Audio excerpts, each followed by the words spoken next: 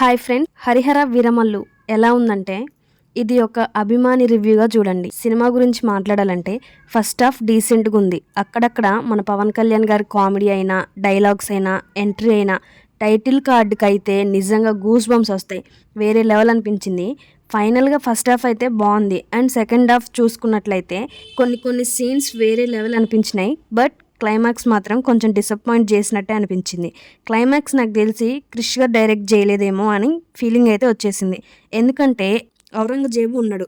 ఆయనని ఫస్ట్ నుంచి ఒక క్రూయల్ లాగా చూపించారు.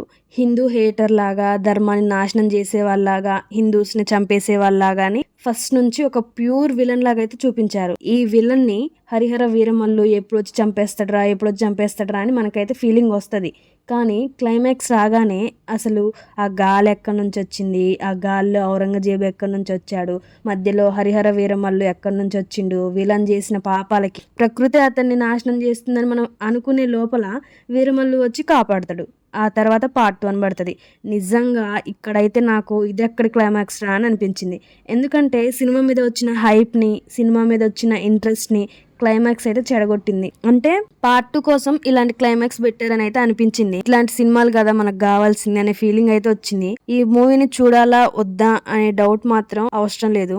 ఖచ్చితంగా ఈ మూవీకి వెళ్ళండి. ఏ విధమైన ఎక్స్పెక్టేషన్స్ లేకుండా ఫ్యామిలీతో వెళ్ళండి.